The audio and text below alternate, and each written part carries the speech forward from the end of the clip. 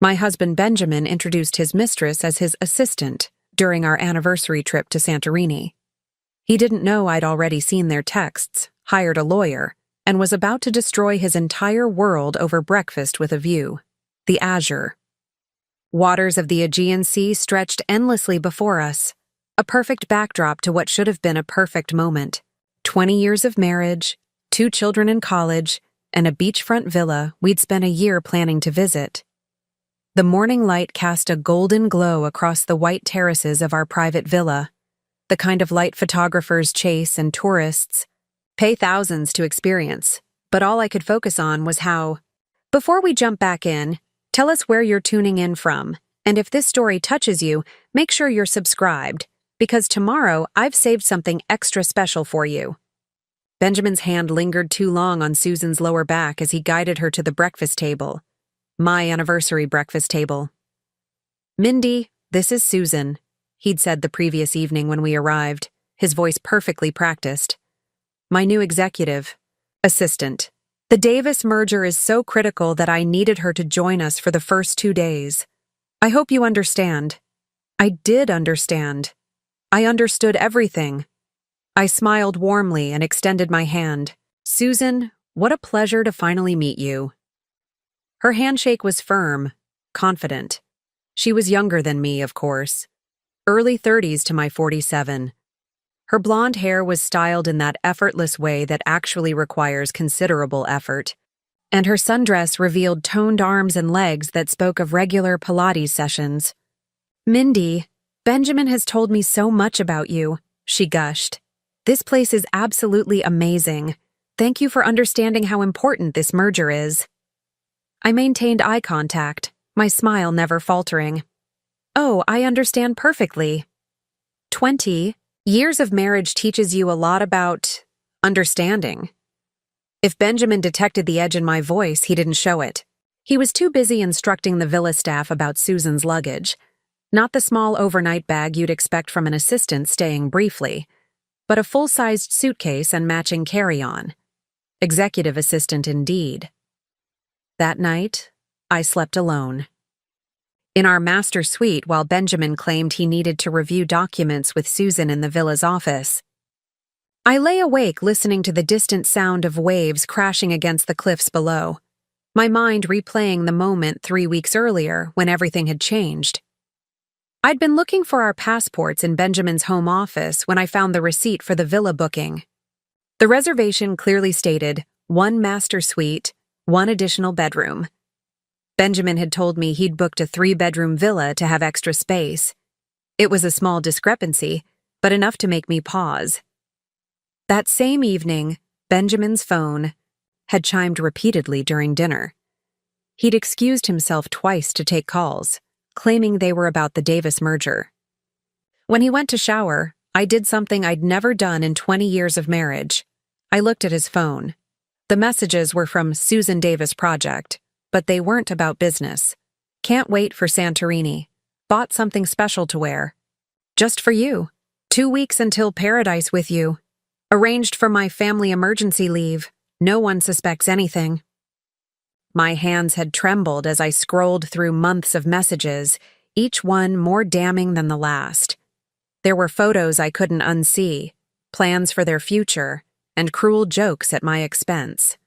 Benjamin, the man who'd held my hand through 2 difficult pregnancies, who'd sworn to love me forever, who'd built a life and family with me, had been systematically deceiving me for over a year. That night, I hadn't cried. Instead, I'd made 3 phone calls. The first was to Carrie, my closest, friend since college and a partner at her law firm. "I need the best divorce attorney in the state," I'd told her, my voice steady. "Mindy, what happened?" she'd asked, shock evident in her voice. "Benjamin is having an affair with someone named Susan. They're planning to run away together after he secures the Davis merger. I need someone ruthless." The second call was to our financial advisor, requesting comprehensive documentation of all our assets, particularly those Benjamin managed through his investment firm. The third call was to Johnny, a private investigator Carrie had recommended. Within a week, he'd provided me with a detailed dossier. Timestamps of meetings between Benjamin and Susan that weren't on any corporate calendar, hotel receipts, photos of them together, and most importantly, evidence of Benjamin moving company, funds through offshore accounts. Benjamin wasn't just planning to leave me. He was planning to leave with millions that weren't his to take. So when he announced that his assistant needed to join our anniversary trip, I simply smiled and agreed. The final pieces were falling into place. Now, as the morning of our anniversary dawned bright and clear, I sipped my coffee and watched them from across the terrace. They thought they were being discreet. A brief touch of hands, meaningful glances, inside jokes thinly disguised as business banter. Susan kept calling him Mr. Harrington in a way that somehow sounded intimate. My phone vibrated with a text from Carrie. "We landed, 30 minutes out. Everything in place?" I typed back, "Yes, Villa Gates are expecting you. Abe has the financial documents?" "All of it. This will be quick and clean. You okay?" I looked up at Benjamin, who caught my eye and raised his coffee cup in a mock toast. "To 20 amazing years," he called over, his smile not quite reaching, his eyes. Susan fidgeted with her napkin, unable to meet my gaze. "Never better," I replied to Carrie. I set my phone down and stood, smoothing the front of my white linen dress.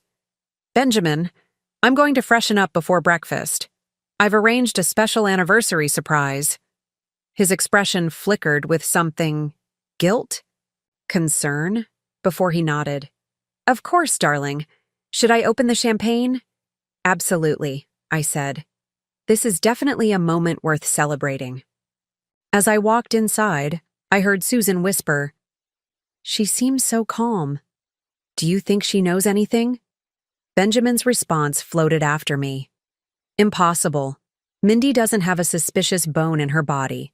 Trust me, she's completely clueless." I smiled. To myself as I touched up my lipstick in the bathroom mirror. In exactly 27 minutes, Carrie would arrive with Abe, the forensic accountant who'd traced Benjamin's financial maneuvers, and Joel, the divorce attorney who specialized in cases involving financial fraud. Benjamin had no idea that while he was planning his new life with Susan, I'd been methodically documenting his affair and his embezzlement. The Davis merger he was so focused on? I'd already spoken with the actual Davis family, who were appalled to learn what their potential business partner was doing behind the scenes. I checked my watch. 25 minutes until the doorbell would ring. 25 minutes until Benjamin's perfectly constructed house of lies would come crashing down around him. 25 minutes until he discovered that the wife he'd dismissed as completely clueless had outplayed him at every turn. I took a deep breath, straightened my shoulders, and prepared to return to the terrace for the last breakfast I would ever share with my husband of 20 years. The game was almost over, and he had no idea he'd already lost. I returned to the terrace with a renewed sense of calm. Benjamin was pouring champagne into crystal flutes, while Susan pretended to review documents on her tablet. The domesticity of the scene might have been convincing if I hadn't known better. "There she is," Benjamin announced, raising a glass toward me.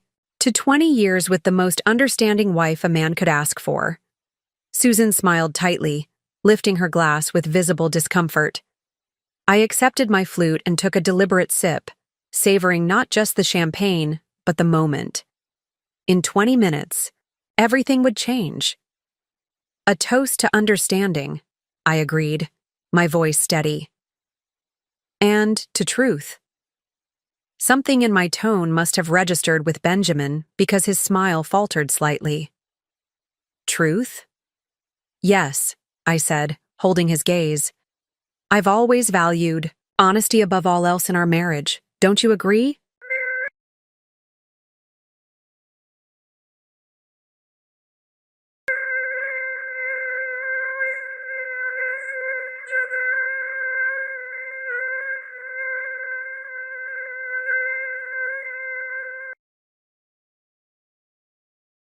Preparing and narrating this story took us a lot of time, so if you are enjoying it, subscribe to our channel. It means a lot to us. Now back to the story. As I looked at his familiar face, the crinkles around his blue eyes, the distinguished gray at his temples that had once made my heart flutter, I found myself searching for the man I had married. Where had that person gone? Or had he always been capable of this level of deception? My mind drifted back to how our story began, long before the betrayal. We met during my final year of graduate school. I was working on my MBA, pulling an all-nighter in the university library when Benjamin sat down at my table. He was 30, already successful at his investment firm, taking night classes to expand his expertise. He'd asked to borrow my economics textbook, and somehow that led to coffee, which led to dinner, which led to a life together. Benjamin had been charming, ambitious, and attentive. He listened when I talked about my dreams of starting my own marketing consultancy. He supported me through the early failures and celebrated the eventual successes. When I became pregnant with our daughter Bree, he painted the nursery himself and read parenting books without prompting. 3 years later, when our son was born, he seemed equally devoted. The Benjamin that I married would come home early to attend school plays and soccer games.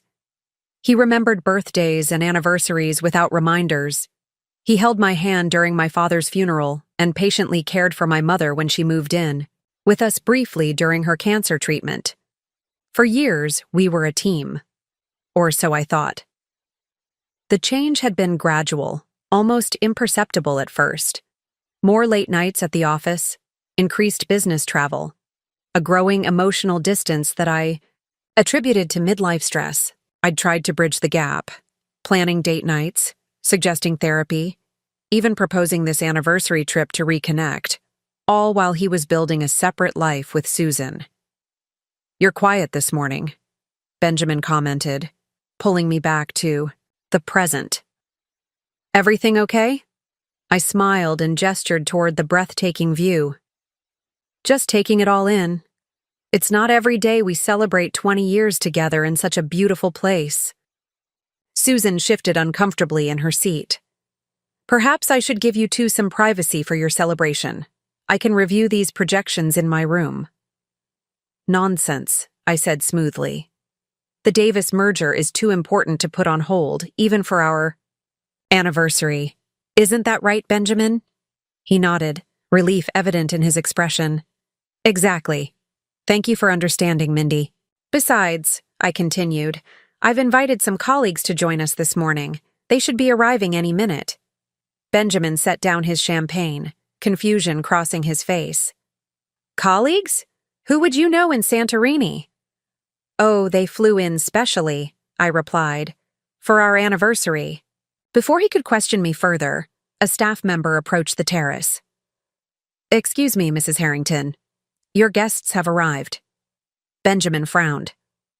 "Mindy, what's going on? We didn't discuss." "It's my surprise," I interrupted, standing to greet my visitors. "And they're right on time."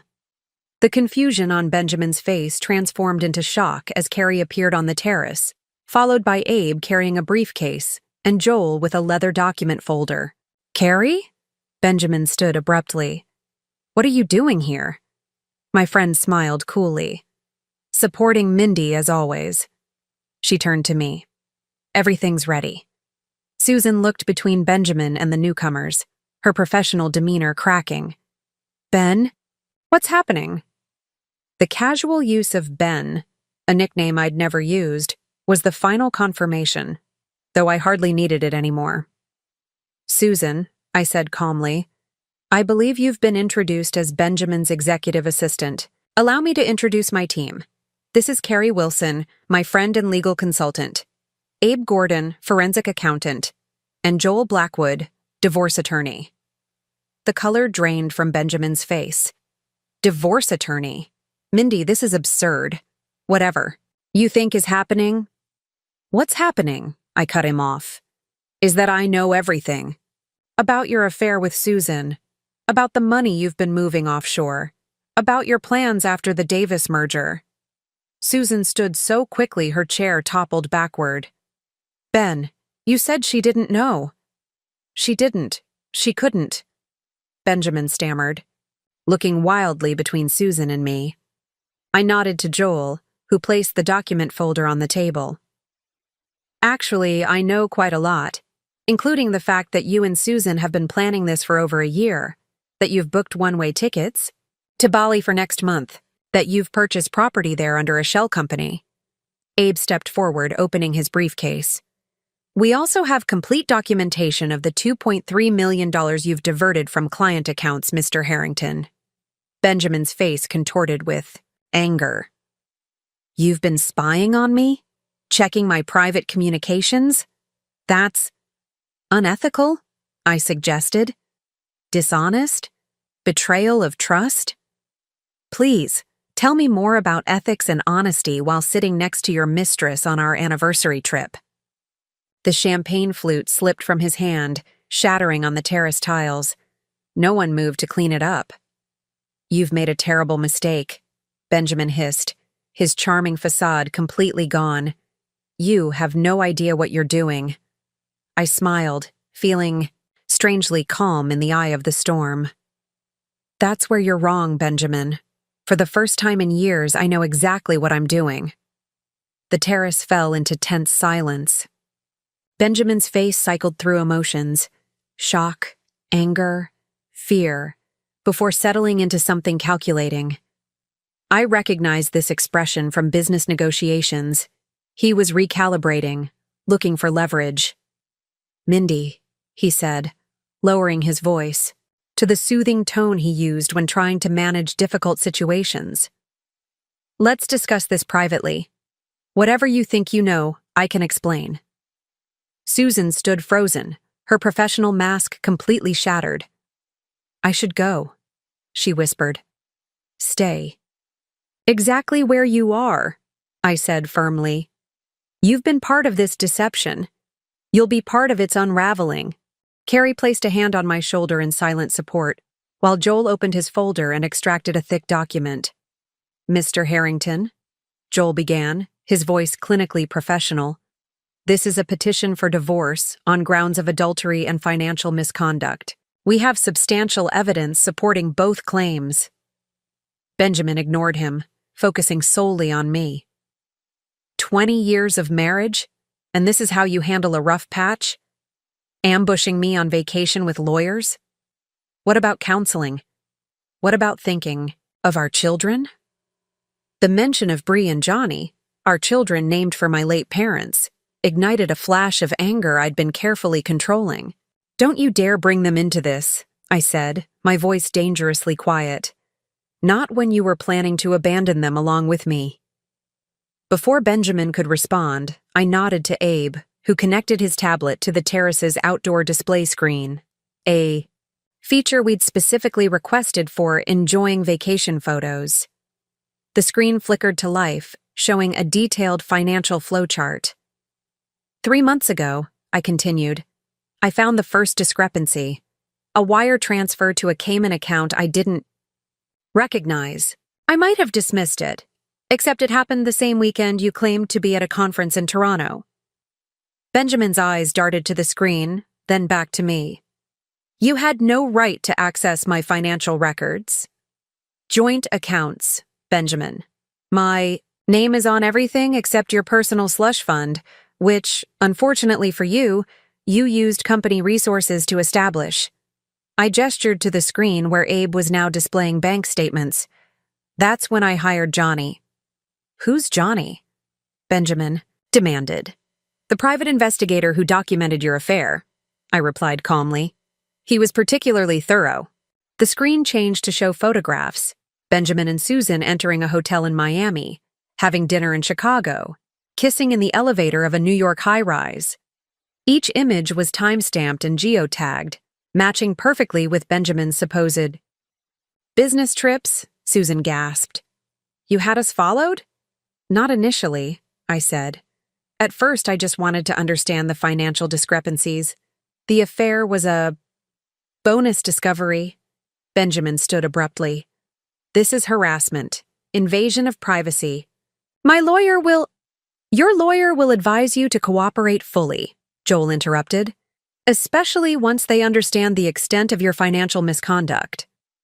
Abe cleared his throat. Mr. Harrington, over the past 14 months, you've diverted approximately $2.3 million from client investment accounts through a series of sophisticated but ultimately traceable transactions. The money was routed through 3 shell companies before landing in offshore accounts under the control of a trust benefiting you and, he glanced at Susan, certain other parties. The blood drained from Benjamin's face. That's not... What happened? He stammered. Those were legitimate investments. In a Balinese villa? I asked quietly. In artwork purchased under Susan's maiden name? In cryptocurrency that mysteriously disappeared from client portfolios? Benjamin's eyes narrowed. How long have you been planning this? The question made me laugh despite everything. Planning this?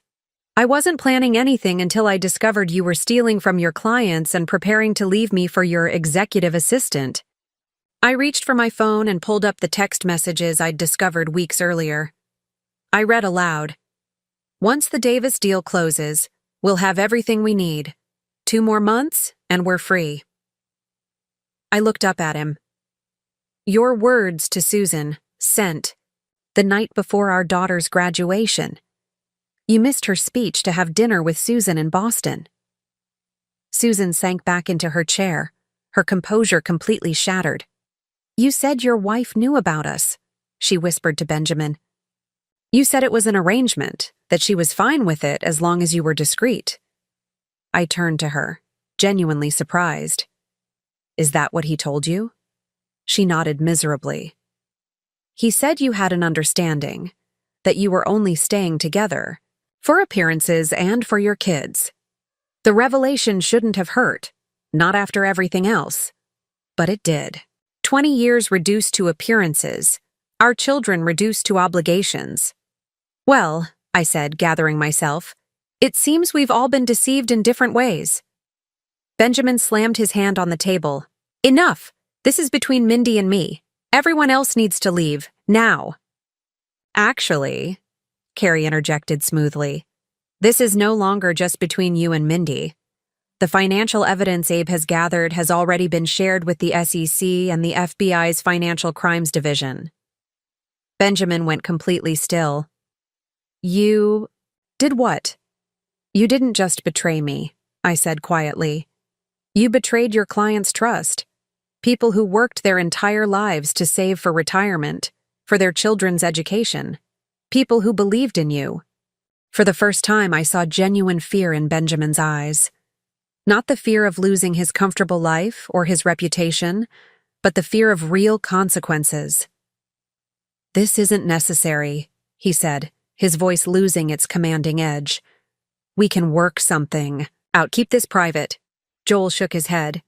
I'm afraid that's not possible. The authorities are quite interested in the pattern of transactions Mr. Gordon has documented. This extends beyond a divorce matter. Benjamin turned to me, desperation replacing his earlier confidence.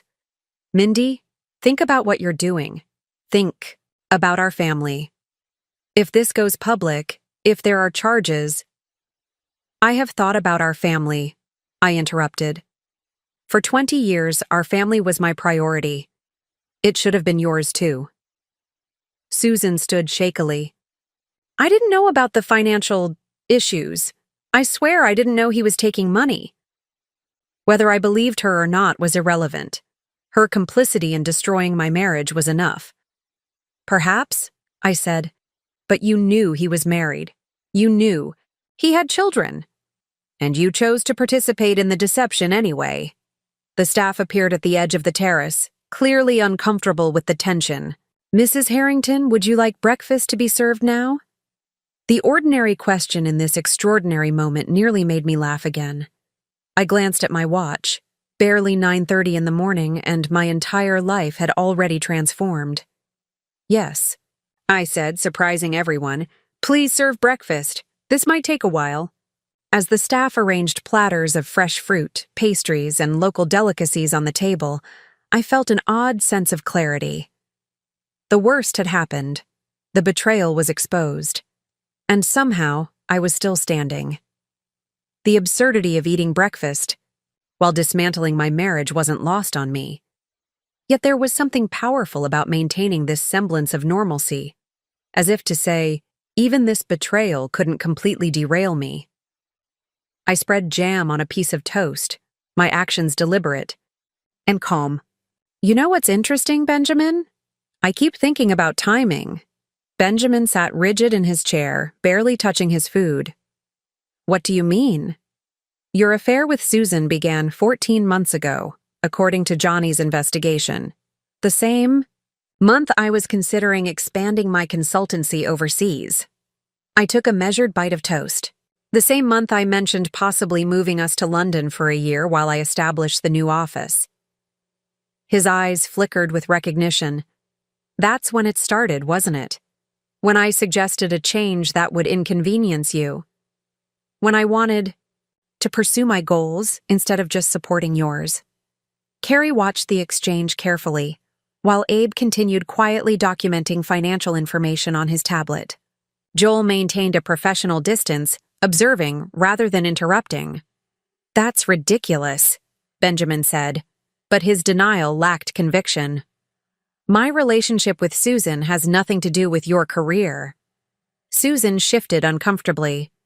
Ben, you told me Mindy's career was just a hobby for her, that she wasn't serious about the international expansion. I turned to her, genuinely curious now. What else did he tell you about me? She hesitated, glancing at Benjamin, who subtly shook his head. Go ahead, I encouraged.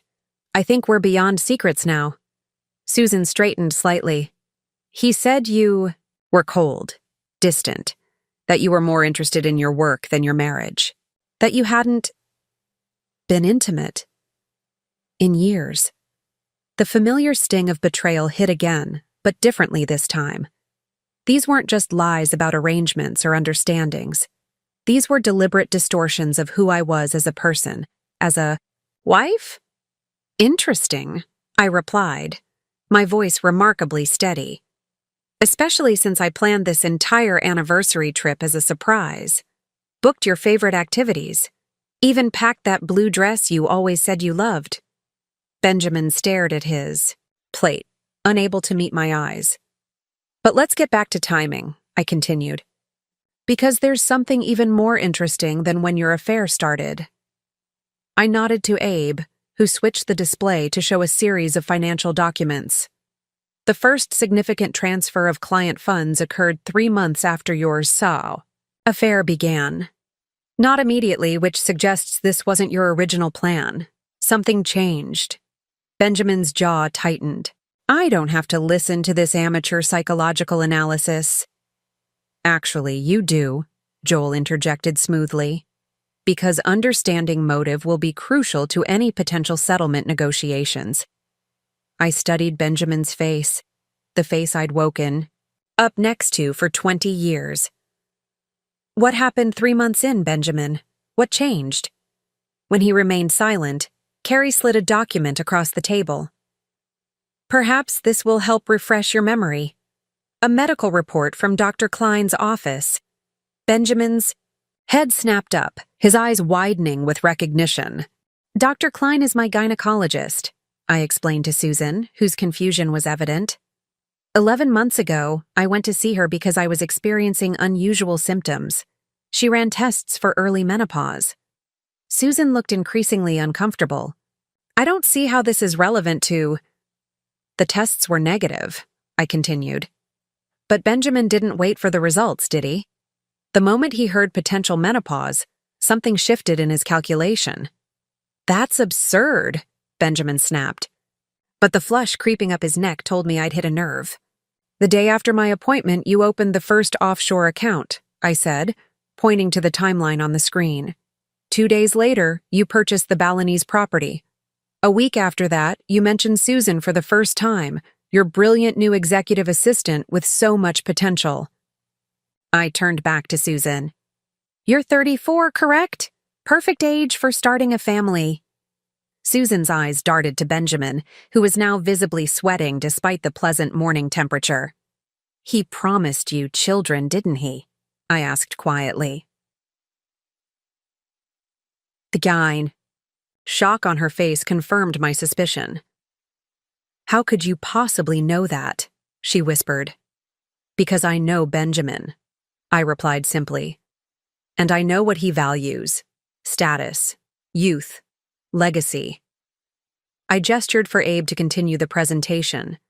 The screen displayed a series of text messages between Benjamin and Susan, carefully organized by date. I want to build something real with you, I read from one of Benjamin's messages. A home, a family, a future untainted by mistake, and regret. Benjamin lunged for the display controls, but Carrie smoothly intercepted him. These messages were obtained legally, Mr. Harrington, she reminded him. From accounts linked to company devices paid for by your firm, which has a clearly stated policy about personal use. As Benjamin sank back into his chair, I continued. Reading. Once we're settled, we can start trying for a baby right away. I've always wanted a son. I couldn't help but laugh at that one. We have a son, Benjamin, Johnny. He's 19 and hasn't heard from you in 3 weeks. For the first time, genuine shame crossed Benjamin's face. It was brief, quickly replaced by defensiveness, but I caught it. This is all being taken out of context, he insisted. Then please, provide the context, I invited. Explain how stealing client funds and abandoning your family fits into some greater narrative I'm missing. When he remained silent, Susan surprised me by speaking up. I think I need to understand something, she said, her voice shaking slightly. Ben, you told me your marriage was essentially over, that you were staying together for appearances until your children were established. You said Mindy knew about us.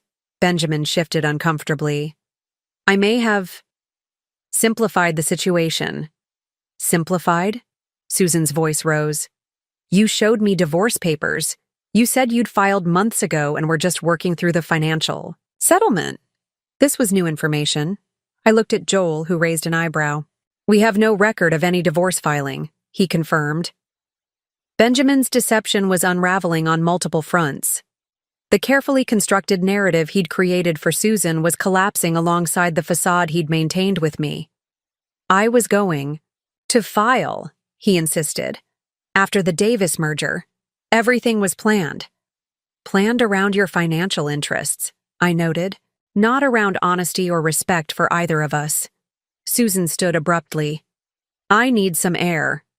As she hurried from the terrace, Benjamin moved to follow her, but Joel stepped into his path. Mr. Harrington, leaving now would be inadvisable. There are serious matters we need to discuss regarding your financial activities. Benjamin's face hardened as he looked from Joel to me.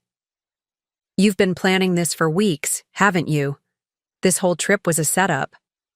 No, I said truthfully. This trip was genuinely meant to be our anniversary celebration.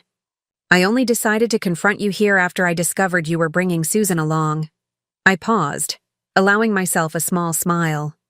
Though I must admit, having you both in one place has proven quite efficient. Benjamin slumped back into his chair, the realization of his position finally sinking in. He wasn't just facing a divorce, he was potentially facing criminal charges. His carefully constructed exit strategy was disintegrating before his eyes. What do you want? He asked finally, his voice hollow. I set down my coffee cup and met his gaze directly. I want what I've always wanted, Benjamin. Honesty, respect, justice. For the first time that morning, there was nothing calculated in his expression, only the dawning recognition of just how completely he had underestimated me. The villa staff cleared our barely touched breakfast in uncomfortable silence. Benjamin sat across from me, no longer the confident, charming man who had controlled our marriage for 2 decades, but someone cornered and calculating his remaining options. After they left, Joel placed a thick document folder in front of Benjamin. These are the divorce papers. I suggest you review them with your attorney present, but the key points are straightforward. Equal division of legitimate marital assets, full disclosure of all diverted funds, and a comprehensive alimony structure. Benjamin didn't touch the folder. And if I refuse? Then we proceed to court, Carrie interjected, where the financial evidence will become part of public record. Given the nature of your business, I imagine your clients would be particularly interested in how you've managed their investments. Benjamin's eyes narrowed. You're blackmailing me. No, I said calmly. I'm giving you a choice.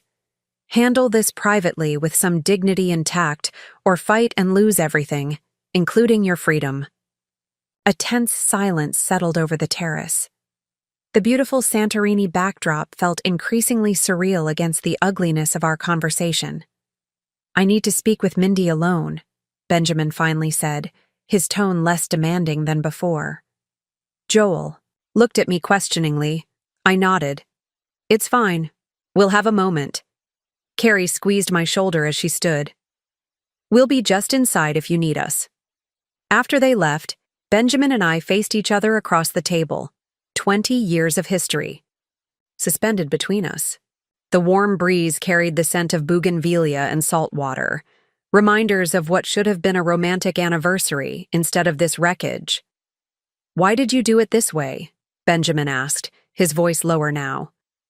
Why the public humiliation? You could have confronted me privately. The question was so absurd I almost laughed. Public humiliation? There are 6 people here, Benjamin. I could have done this in our corporate boardroom. I could have sent the evidence to every client in your portfolio. I could have called our children and your parents before confronting you. He flinched at the mention of our children. They don't know? Not yet, I admitted, though they'll have to soon. For a moment, genuine pain crossed his face. Then his expression hardened again. This financial investigation, it's excessive. Vindictive. It wasn't part of my original plan, I said truthfully. I hired Johnny to confirm my suspicions about the affair. The financial fraud he uncovered was unexpected. It's not fraud, Benjamin insisted, leaning forward. It's aggressive investment strategy. Everything can be explained. To the SEC? To the FBI? I shook my head. 3 separate forensic accountants have reviewed the documentation, Benjamin. What you've done goes beyond creative accounting. He ran a hand through his hair, a gesture of frustration I'd seen countless times during our marriage. I can fix this. I just need time. Time for what? To hide more assets? To create a better cover story? I studied him, searching for any trace of the man I thought I'd married. Do you even feel remorse? Not for getting caught, but for what you've done? Benjamin met my gaze, and for the first time that morning, I saw a flicker of the sincerity I remembered from our early years. I never meant to hurt you. But you did, I replied quietly, deliberately and repeatedly. He looked away first. What happens now? That depends on you, I said. The divorce is non-negotiable. So is the financial restitution. But how painful. This becomes how public. That's your choice. Benjamin's shoulders slumped slightly. And Susan? The question rekindled my anger. Even now, in the midst of his downfall, she remained a priority. Susan can make her own decisions, I said coldly. Though I imagine finding out you've lied to her as systematically as you've lied to me might influence them. As if summoned by her name, Susan appeared at the edge of the terrace. She'd clearly been crying, her professional polish completely shattered. I've called for a car, she announced, her voice unsteady. I'm leaving. Benjamin stood quickly. Susan, wait. We need to talk about this. No, we don't, she replied, wrapping her arms around herself. You've been lying to me from the beginning. There is no divorce in process. There is no understanding with your wife. There's just... She gestured vaguely at the documents scattered. Across the table, this disaster you've created. I watched their exchange with detached interest, as if observing characters in a play rather than the 2 people who had conspired to destroy my marriage. It's complicated, Benjamin insisted, reaching for her hand. Yes, I've made mistakes, but my feelings for you are real. Susan stepped back from his touch. Are they? Or am I just the next vessel for your fantasies? The younger woman who could give you more children? The adoring assistant who wouldn't challenge your decisions the way your accomplished wife might? Her insight surprised me. In the midst of her own pain, Susan had grasped something fundamental about Benjamin that had taken me years to see. His need for admiration outweighed his capacity for genuine partnership. That's unfair, Benjamin protested. But the argument sounded hollow even to my ears. Is it? Susan's voice hardened. You told me Mindy was cold and distant and focused only on her career, but she planned this entire anniversary trip for you. She's been fighting for your marriage while you've been planning to abandon it. She turned to me unexpectedly. I'm sorry, Mindy. I truly believed your marriage was over. The sincerity in her apology caught me off guard. I had cast Susan as a willing accomplice, but perhaps she had been manipulated as skillfully as I had been. Differently, but just as thoroughly. Thank you, I said simply, unsure what else to offer. Susan nodded before turning back to Benjamin. The financial issues, were those real? Have you actually been taking money? Benjamin's expression shuddered. That's a complicated business, matter that's being misrepresented. It's a yes or no question, Ben. When he didn't answer, Susan nodded as if confirming something to herself. That's what I thought. She picked up her purse from where she'd left it earlier. Goodbye, Ben. I hope whatever you were searching for was worth what you're about to lose. As she walked away, Benjamin seemed torn between following her and continuing our conversation. His hesitation spoke volumes. Go, I said, surprising myself. Try to salvage whatever you can there. We're done for now. He looked at me with genuine confusion. You're letting me leave? I'm not your keeper, Benjamin. I never was. I gestured toward the villa entrance. But when you're done, we still have divorce papers to discuss. And the small matter of the financial investigation won't disappear, regardless of what happens with Susan. For a moment, he seemed about to say something else. Perhaps another justification or plea. Instead, he nodded once and hurried after Susan. I remained at the table, surrounded by the evidence of Benjamin's betrayal and my own methodical response to it. The morning sun had risen higher, casting shorter shadows across the terrace. Somewhere, below, waves continued to crash against the cliffs, indifferent to human drama. I pulled out my phone and texted Carrie. Benjamin's gone after Susan. I'd like a moment alone. Her reply came instantly. Are you sure? We can stay nearby. I'm sure, I typed back. I need to think.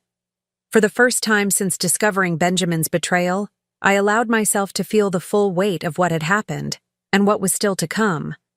20 years of marriage, 2 children who would be devastated, a shared life dismantled by lies. Yet beneath the grief, a strange sense of clarity was emerging. I had survived the worst of it, the discovery, the confrontation, the truth, however, painful. What came next would be on my terms. I remained alone on the terrace, watching clouds drift across the impossibly blue Aegean sky. There was something almost therapeutic about the contrast. The beauty of Santorini against the ugliness, of betrayal, the peacefulness of the setting against the turmoil of my marriage. Footsteps behind me announced Carrie's return. She sat beside me, saying nothing but offering her presence. We'd been friends since our first day of college, roommates who became family. She'd been my maid of honor at my wedding to Benjamin, godmother to our daughter, and now witness to the end of it all. How are you holding up? She finally asked. Strangely calm, I admitted. I thought I'd feel more something, vindication, satisfaction. Instead, I just feel free, she suggested. The word resonated. Yes, free. We sat in comfortable silence before Carrie spoke again. Abe's been going through more records. The situation is worse than we initially thought. Worse how? Benjamin hasn't just been moving his own clients' money. He's been accessing portfolios throughout the firm. The total is closer to $5 million. I closed my eyes, absorbing this new information. Does Joel think this changes our strategy? It strengthens our position, she said, but it also increases the likelihood of criminal charges, regardless of what we decide to do. The gravity of the situation settled over me. What had begun as a confrontation about infidelity had evolved into something with far-reaching consequences beyond our marriage. I never wanted this, I said quietly. I just wanted the truth. Carrie squeezed my hand. I know, but Benjamin made these choices, not you. You're just bringing them to light. The sound of raised voices drifted from inside the villa. Benjamin had returned, and from the sound of it, his conversation with Susan hadn't gone well. I deserve a chance to explain. His voice carried through the open doors. Moments later, he stormed onto the terrace, his composed facade completely shattered. His face was flushed, his designer shirt rumpled. She's leaving, he announced, as if I should share his distress. She won't even listen to me. I regarded him calmly. And that surprises you? He paced the terrace, running his hands through his hair. This is your fault. You've turned everyone against me with these exaggerations and misrepresentations. I've only presented facts, Benjamin. Documents, records, your own messages. I gestured to the table where the evidence still lay. If the truth turns people against you, perhaps the problem isn't with the truth. He stopped pacing and faced me directly. What do you want from me, Mindy? What will it take to make this go away? It doesn't go away, I said evenly. That's not how this works. Joel and Abe rejoined us on the terrace, their expressions grave. Joel placed a revised document on the table. Mr. Harrington, in light of new information, we've amended the settlement proposal. Given the extent of the financial irregularities, we believe this represents a fair resolution that might help mitigate some of the potential criminal consequences. Benjamin snatched up the document, scanning it quickly. His face paled. This is robbery. You want me to surrender my entire stake in the firm? The firm you've been stealing from? I countered. Yes, that seems appropriate. You can't do this, he hissed. Half the firm is mine. I built it. And now you've compromised it, Joel said calmly. The evidence suggests you've been using your position to misappropriate client funds on a scale that could destroy the entire company if it becomes public.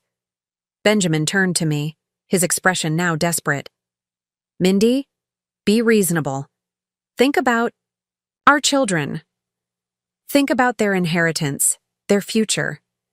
If I lose my position, if there are legal consequences, I am thinking about our children, I replied steadily. About the example I set for them.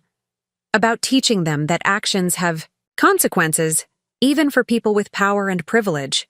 His desperation shifted to anger. So this is revenge. You're punishing me for Susan. No, I said, maintaining my composure. Susan is a symptom, not the disease. This is about 20 years of partnership that meant nothing to you when it became inconvenient. This is about the vows you broke, the trust you betrayed, and the family you were willing to abandon. I made mistakes, he conceded, his voice softer now. Terrible mistakes, but destroying everything we've built together won't fix that. I'm not destroying anything, Benjamin.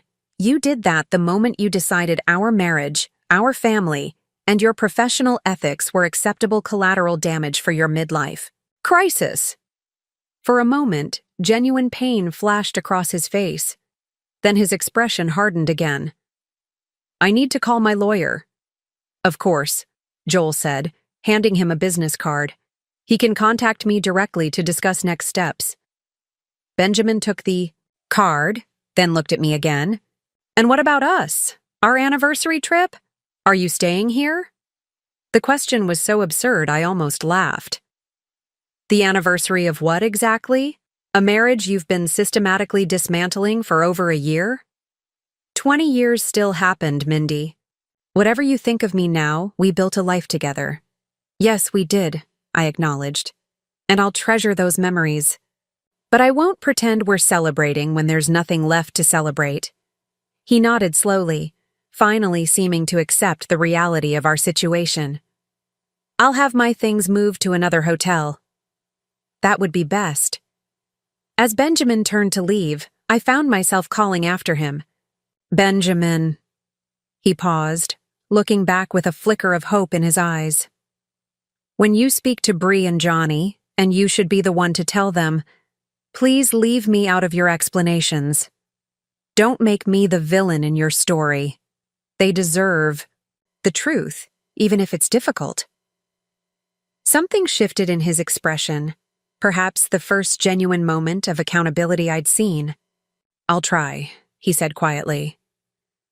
For what it's worth, Mindy, I am sorry. Not just for getting caught, but for everything. He left without waiting for my response, which was good because I didn't have one to give. 20 years of marriage, and I am sorry, was all that remained. After he was gone, Joel turned to me. He'll fight the settlement. They always do at first. I know, I said. But he'll come around when he realizes the alternatives are worse. Carrie sat beside me again. What? Now? I looked out at the breathtaking view, the infinity pool seeming to merge with the sea below, the white buildings cascading down the cliffside, the perfect blue sky. I had spent months planning this trip, imagining romantic dinners and rekindled connection.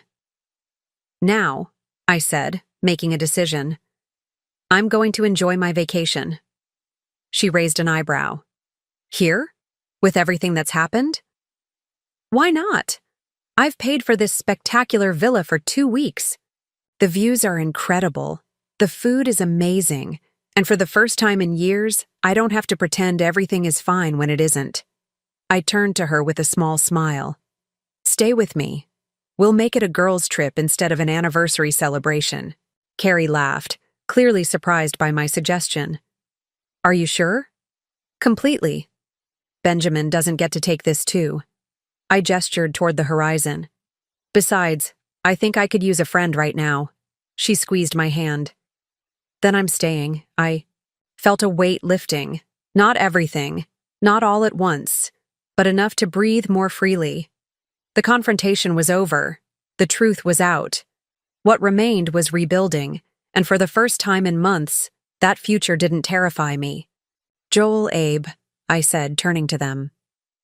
Thank you for everything today. I know we still have work to do, but perhaps we could continue tomorrow? I think I'd like to take a swim and pretend to be on vacation for a few hours. Joel nodded, gathering his documents. Of course. We'll continue when you're ready. As they left us alone on the terrace, Carrie looked at me with a mixture of concern and admiration. Are you really okay? I considered the question carefully. No, I admitted. Not yet, but I will be. And for the first time since discovering Benjamin's betrayal, I truly believed it. The afternoon sun cast long shadows across the infinity pool as I floated on my back, eyes closed against the brilliant blue sky.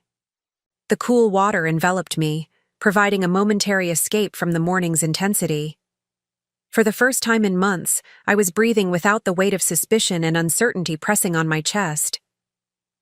Nearby, Carrie sat at the edge of the pool, her feet dangling in the water as she fielded calls from her office. She had rearranged her entire schedule to stay with me, handing off cases and postponing meetings without hesitation. It was the kind of friendship that defied measurement, solid, and unwavering through decades of life's complications. The firm's in an uproar, she said, setting down her phone after the 5th call. Word's getting out about Benjamin's activities. I adjusted my position to tread water. How bad is it? Bad enough. The senior partners are calling an emergency meeting, Several major clients have already requested audits of their accounts. She hesitated. Joel thinks Benjamin might be facing arrest within the week. The news should have shocked me, but I felt oddly detached. I never wanted that, I said quietly. I just wanted honesty. I know, Carrie replied. But financial fraud, at this level, it was always going to end this way once it came to light. I swam to the edge of the pool and pulled myself up to sit beside her. Water dripped from my hair and swimsuit, creating dark patches on the sun-warmed stone. Do you think I went too far? I asked, voicing the question that had been lingering at the edges of my mind. With the financial investigation, the lawyers, all of it? Carrie considered the question seriously. Do you? I don't know, I admitted. When I first found those messages, I was just looking for the truth about the affair. The financial aspects, that was unexpected. Once I knew, though, I couldn't unknow it. You didn't create the situation, Mindy. You just exposed it. But now our children will have a father with potential criminal charges. The company he helped build might collapse. People could lose their jobs, their savings. Carrie turned to face me directly. Benjamin made those choices, not you. He betrayed not just your marriage, but the trust of his clients and colleagues. That's not on you. Intellectually, I knew she was right. Still, the magnitude of what was unfolding felt overwhelming. My personal heartbreak had expanded into something with far-reaching consequences. I pulled my knees to my chest, watching the water ripple across the infinity edge of the pool, seemingly merging with the sea beyond. I keep thinking about what I missed. There must have been signs before the text messages, before the financial discrepancies. Maybe there were, Carrie acknowledged. But that doesn't make this your fault. Not my fault, but perhaps my responsibility. As his partner, as someone who shared his life. Stop, Carrie said firmly. This is exactly what men like Benjamin count on. Women taking responsibility for their actions. You are not responsible for his choices. Her words cut through my spiraling thoughts. She was right, of course. The habit of taking on Benjamin's emotions, his responsibilities, his needs. It was deeply ingrained after 20 years together.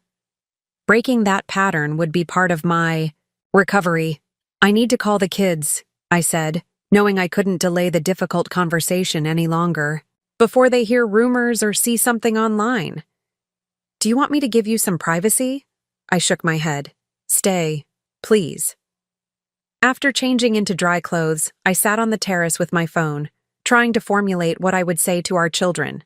How do you tell your daughter and son that their father has betrayed not just your marriage, but potentially his professional ethics as well? What words could possibly prepare them for the public fallout that might follow? I dialed Bree's number. First.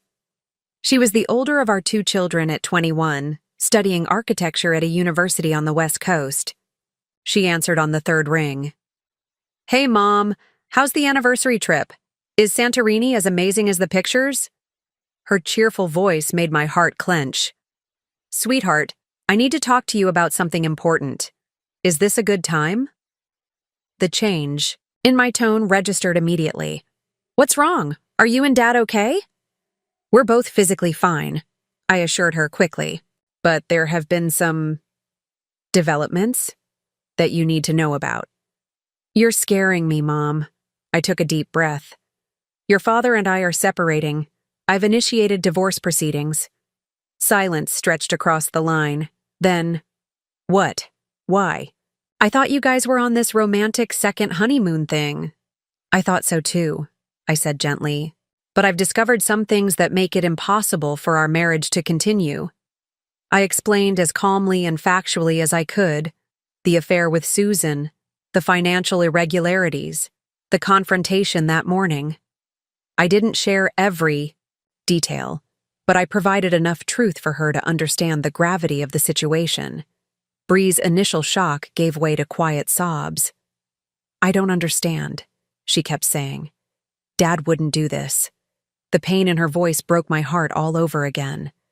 "I'm so sorry, sweetheart. I wish it weren't true." "How long?" she asked suddenly. "How long has he been with her?" "About 14 months, according to what I've found." 14 months? Her voice rose in disbelief. "But that's when I graduated. He was there. He seemed normal. He gave that toast about family being everything." The memory hit me hard. Benjamin had indeed given a beautiful speech at Bree's graduation dinner, his eyes misty as he praised her accomplishments and expressed how proud we both were. To think that he had been living a double life even then, it made the betrayal even more profound. People are complicated, Bree. Your father loves you. That part is real, even if other parts of his life weren't what they seemed. Does Johnny? No? Not yet. I'm calling him next. "I should be there," she said suddenly. "I can book a flight. Be there tomorrow." "No, sweetheart. Finish your summer term. I'll come to you as soon as I'm back in the States, I promise." After assuring Bree I would fly to see her as soon as possible, and promising to keep her updated, I ended the call feeling emotionally drained. Carrie handed me a glass of water, which I accepted gratefully. "One down," I murmured. "You did well," she said, squeezing my shoulder gently. The call with Johnny went similarly. Shock, disbelief, pain. At 19, he was still finding his footing as an adult, and the news that his father had betrayed our family hit him particularly hard. "He was just texting me yesterday about financial advice for my summer internship," Johnny said, confusion evident in his voice. How could he be doing that while... People compartmentalize, I explained, though the justification felt hollow. "I don't think he stopped loving you, Johnny. His actions reflect his own issues, not his feelings. For you or Bree. Is he going to jail?" Johnny asked bluntly, always the pragmatic one. I hesitated. "It's possible. The financial aspects are serious, but it's too early to know for sure." "This is going to be all over campus, isn't it? Everyone knows Dad. My professors use his investment strategies in their examples." I hadn't even considered that dimension, how this would affect Johnny's experience at the business school where Benjamin was considered something of a legend. "We'll figure it out," I said, wishing I had something more concrete to offer. "Together, what?" "About you, Mom. Are you okay?" The question caught me off guard. In the midst of everything, I hadn't expected my teenage son to be concerned about my emotional state. "I'm managing," I said honestly. "It helps to have Carrie here." "Good. You shouldn't be alone." He paused. "Bree just texted me. She's freaking out." "Call her," I suggested. "You two should talk. Support each other." "Yeah, I will." Another pause. "Love you, Mom." "Love you too, Johnny." After both difficult conversations, I sat in silence, emotionally exhausted, but oddly at peace. The hardest part, telling our children, was done. Now we could all begin processing this new reality together. My phone buzzed with an incoming text. I expected it to be Bree or Johnny with follow-up questions, but instead, it was Benjamin. "The children called me. They're devastated. I hope you're satisfied." The accusatory tone reignited a flash of anger. I started to type a heated response, then deleted it. Instead, I wrote, "They deserved to hear the truth from us before seeing it elsewhere. How you rebuild your relationship with them is up to you." I set the phone down, determined not to engage further.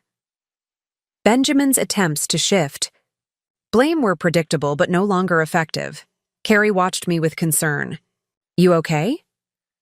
"Better than I expected," I admitted. Telling the kids was awful, but also clarifying somehow. Like the final confirmation that this is really happening. The villa staff appeared to ask about dinner arrangements, and I made decisions about the menu with a strange sense of normalcy. Life continued, even in the midst of personal upheaval. Dishes still needed to be selected. Meals still needed to be eaten. Later, as we sat down to a simple but elegant dinner of grilled fish and local vegetables, Carrie raised her wine glass. To survival, I clinked my glass against hers. To more than survival. To whatever comes next. After dinner, unable to sleep despite my emotional exhaustion, I wandered onto the terrace. The night was warm, the sky a canvas of stars more vibrant than I'd ever seen in the city. The beauty of this place, a beauty I had dreamed of sharing, with Benjamin, remained unchanged despite everything that had transpired.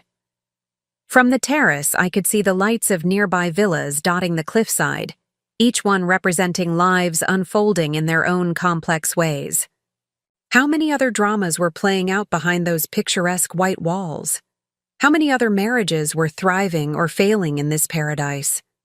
A shooting star streaked across the sky, and I found myself making a wish, not for reconciliation or revenge, but for peace. Peace for our children as they processed their father's betrayal. Peace for myself as I navigated this unexpected chapter. Even peace for Benjamin, eventually, once justice had been served. The gentle sound of waves crashing against the cliffs below provided a soothing rhythm, reminding me that some things remained constant, even as others changed dramatically. The tide would come in and go out again tomorrow, just as it had for centuries, indifferent to human dramas. In that moment, I made a silent promise to myself. I would survive this. Not just survive, but emerge stronger, wiser, more fully myself. Benjamin had taken so much from me, but he couldn't take my future unless I allowed it. As I finally returned to my bedroom, I caught sight of myself in the mirror, eyes tired but clear, posture straight despite the emotional weight I carried. The woman looking back at me was changed already, forged in the fire of betrayal but not consumed by it. Tomorrow would bring new challenges, legal consultations, financial discussions, more conversations with Bree and Johnny. But for the first time in months, I faced those challenges without the shadow of suspicion and uncertainty. The truth, however painful, had set me free. I slipped between the cool sheets, and to my surprise, sleep came quickly. My last conscious thought was not of Benjamin or Susan, or even my children, but of myself, the self I was reclaiming, one conscious breath at a time. The next 3 days passed in a strange blend of legal consultations and unexpected moments of peace. Mornings were devoted to calls with Joel and Abe as they navigated the increasingly complex financial investigation. Benjamin's firm had initiated an internal audit, and preliminary findings supported everything Abe had discovered, and then some. "They've frozen his accounts," Joel informed me during our daily update. "And the board has voted to remove him from his position, effective immediately." I sat on the terrace with my coffee, absorbing this news. That was fast. They're in damage control mode. The evidence was overwhelming, and they need to distance themselves quickly to preserve client confidence. Joel adjusted his glasses, a habit I'd noticed when he had more difficult news to deliver. "There's something else. The firm is considering legal action against Benjamin separate from any criminal charges. They're concerned about reputational damage." "What does that mean for the divorce proceedings?" I asked. "It complicates things," he admitted. "If the firm pursues civil litigation, they may try to claim assets that would otherwise be part of the marital estate." I sighed, running a hand through my hair. "So even the divorce gets more complex because of his actions." "Unfortunately, yes. But we're staying ahead of it. Abe has been working with their forensic team to establish clear timelines of which assets were acquired legitimately versus those tied to questionable transactions." After the call ended, I remained at the terrace table, watching the morning light play across the Aegean. The speed with which Benjamin's carefully constructed life was unraveling should have brought me satisfaction. Instead, I felt a complicated mixture of vindication and sadness. Not for Benjamin, but for what could have been if he'd made different choices.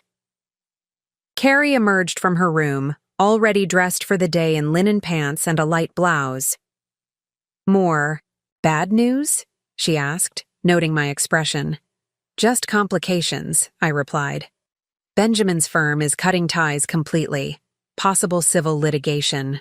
She nodded, unsurprised. "Standard procedure. They need to show clients and regulators they're taking decisive action." "I keep thinking about his colleagues," I said. "People like Abe Gordon, who've worked with Benjamin for years. They must feel so betrayed."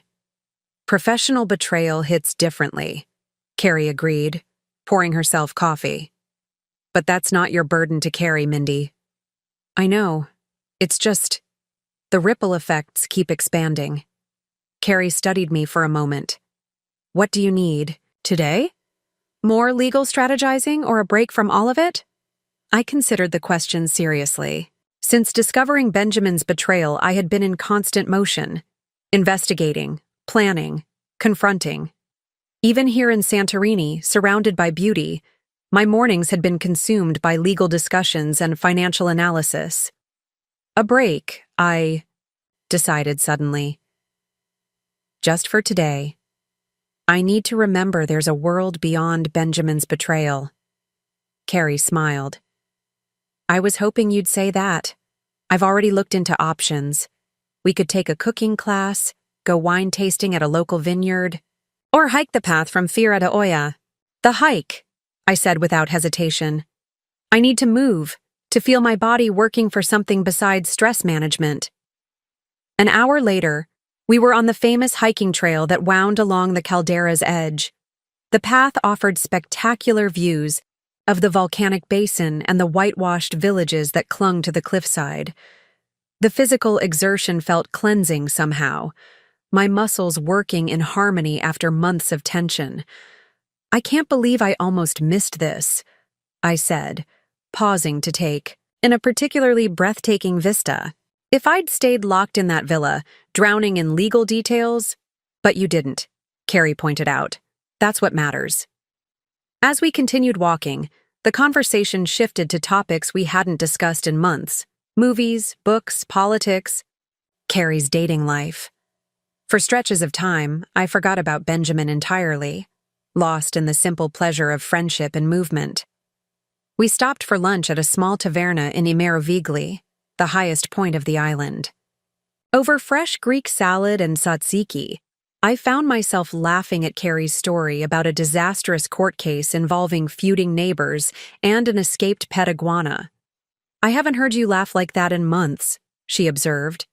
I paused, realizing she was right. "I guess I haven't had much reason to." "You will again," she said confidently. "This part, the pain, the legal mess, the adjustment. It's just a chapter, not the whole story." After lunch, we continued our hike, eventually reaching Oya as the afternoon light began to soften. The iconic blue-domed churches and cascading white buildings were even more spectacular in person than in the countless photographs I'd seen while planning this trip. "It's weird," I said, as we wandered through the narrow streets. "I researched all of this so carefully, planning the perfect anniversary trip, finding the most romantic restaurants, the best sunset views, the ideal excursions. And now," Carrie prompted, "now I'm seeing it all anyway, just differently, without the pressure of creating perfect romantic memories." We passed a small jewelry shop where the artisan was working on a silver piece in the window. Something about the craftsmanship caught my eye, and I paused to watch his hands moving with practiced precision. "Want to go in?" Carrie asked. Inside, the small shop was filled with handcrafted pieces that reflected Greek mythology and symbolism.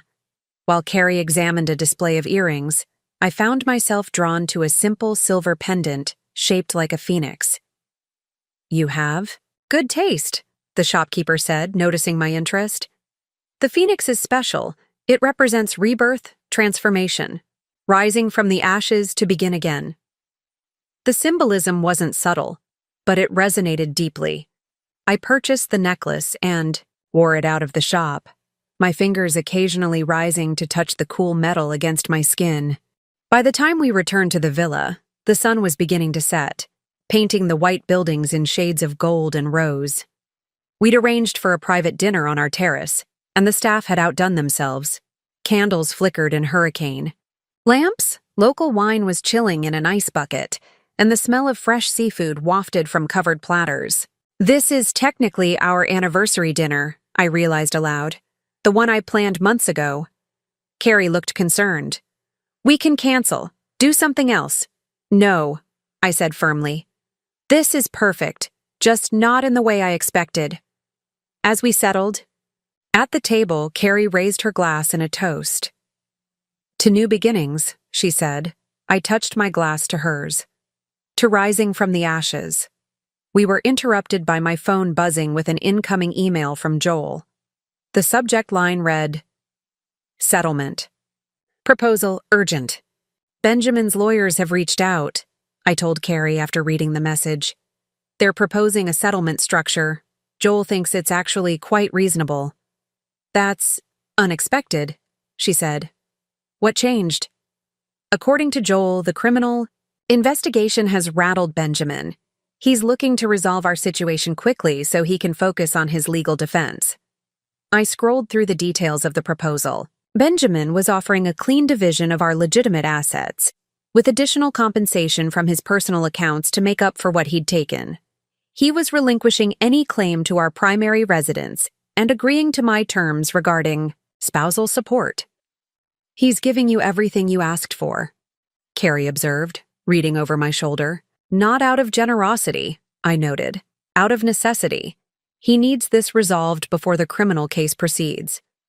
Does it matter why? She asked. The outcome is the same. I considered her point. Did Benjamin's motivations matter if the result was fair? Perhaps not from a practical standpoint. Yet something in me needed more than just financial resolution. I drafted a reply to Joel. The terms are acceptable with one addition. I want a letter from Benjamin, not his lawyers, not a form apology, but from him personally, acknowledging what he did and taking full responsibility. Not for legal purposes, but for me. Carrie raised an eyebrow. Do you think he'll do it? I don't know, I admitted. But it's important to me. I spent months questioning my perceptions, my worth, my understanding of our marriage. I need him to acknowledge the reality of what happened, not for public vindication, but for my own closure. She nodded, understanding. I hope he has that much decency left. As we returned to our meal, I felt a shift in my perspective. Subtle, but significant. For the first time since discovering Benjamin's betrayal, I was making demands based on my emotional needs, not just practical considerations. I was acknowledging that my healing mattered, that my truth deserved recognition. Later that evening, Carrie excused herself to take a call from her office, leaving me alone on the terrace. The night had turned cool, and I wrapped a light shawl around my shoulders as I gazed at the constellation of lights from villages dotting the Caldera Rim. My phone rang, a number I didn't recognize with a Santorini area code. Curious, I answered. Mrs. Harrington? A woman's voice asked. This is Susan. My heart skipped a beat. Susan, I'm surprised to hear from you.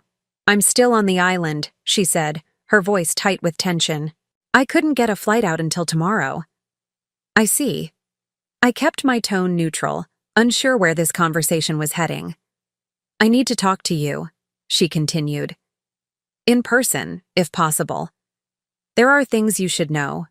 Things about Benjamin. That might be relevant to your situation. My initial instinct was to refuse. What could Susan possibly tell me that would matter now? Yet something in her voice, a note of desperation tinged with determination, gave me pause. Why would you want to help me? I asked bluntly. I'm not doing it for you, she replied with equal directness. I'm doing it because it's right, and because I'm angry too. I considered her request. Meeting with my husband's mistress certainly wasn't on my Santorini itinerary, but then again, nothing about this trip had gone according to plan. "There's a cafe in Fira," I said finally. "Cafe Gallini. I can meet you there tomorrow morning at 9. "Thank you," she said, sounding genuinely relieved. "I'll be there." After hanging up, I sat with the strangeness of the moment. 24. Hours ago, I would have said Susan was the last person I'd willingly meet for coffee. Now, I found myself curious about what she might reveal. When Carrie returned, I told her about the call. Her eyebrows shot up in surprise. "Are you sure about this?" she asked. "What if it's some kind of trap?" "What kind of trap could it be?" I countered. "The confrontation already happened. The divorce is proceeding. What more could either of them take from me?" "Your peace of mind," Carrie suggested. "This could be Benjamin using her to manipulate you emotionally." I considered this possibility. Maybe. But my instinct says she's acting on her own. She sounded angry, betrayed. "Join the club," Carrie muttered. "Exactly." Which makes me think whatever she wants to share could be legitimate. I twisted the phoenix pendant between my fingers. Besides, I can handle it. If it's manipulation, I'll walk away. If it's useful information, I'll listen. Carrie didn't look convinced but nodded. "I'm coming with you." "I expected nothing less," I said with a small smile. Later that night, as I prepared for bed, Joel called with Benjamin's response to my settlement condition. "He's agreed to write the letter," Joel said, sounding slightly surprised himself. "Really? Just like that?" "He wants to meet with you one more time before you leave Santorini," Joel added, "to deliver it in person and formalize everything." The request gave me pause. Did I want to see Benjamin again? Could I face him without reigniting the pain and anger I was working so hard to process? "You don't have to decide now," Joel assured me. "Think about it. There's no legal requirement for an in-person meeting." "I'll let you know tomorrow," I promised before ending the call. That night, standing on the terrace under a canopy of stars, I unclasped my wedding ring for the first time in 20 years. The platinum band felt heavier than I remembered as I held it in my palm, considering what to do with this symbol of promises broken. For a moment, I thought about throwing it into the sea below, a dramatic gesture of finality. Instead, I simply placed it in the small jewelry box I'd brought on the trip. Perhaps someday I would repurpose the metal into something new, something that represented who I was becoming, rather than who I had been. As I closed the box, I caught sight of my reflection. In the dresser mirror, the woman who looked back at me was unfamiliar in subtle ways. Her posture straighter, her eyes clearer, her expression more resolute. She looked tired, yes, but also stronger somehow. I thought about the day ahead, meeting Susan in the morning, potentially seeing Benjamin again before leaving Santorini. A week ago, either prospect would have terrified me. Now I felt capable of handling both encounters with dignity and purpose. This, I realized, was the beginning of my transformation. Not a dramatic phoenix-like rebirth, but a gradual reclaiming of my strength, my agency, my sense of self outside of Benjamin's betrayal. The woman who had arrived in Santorini a week ago, anxious, betrayed, seeking confirmation of her worst fears, was already fading. In her place stood someone stronger, clearer about her worth, and unexpectedly hopeful about the future. I touched the phoenix pendant one last time before slipping beneath the cool sheets. Tomorrow would bring new revelations, perhaps new pain.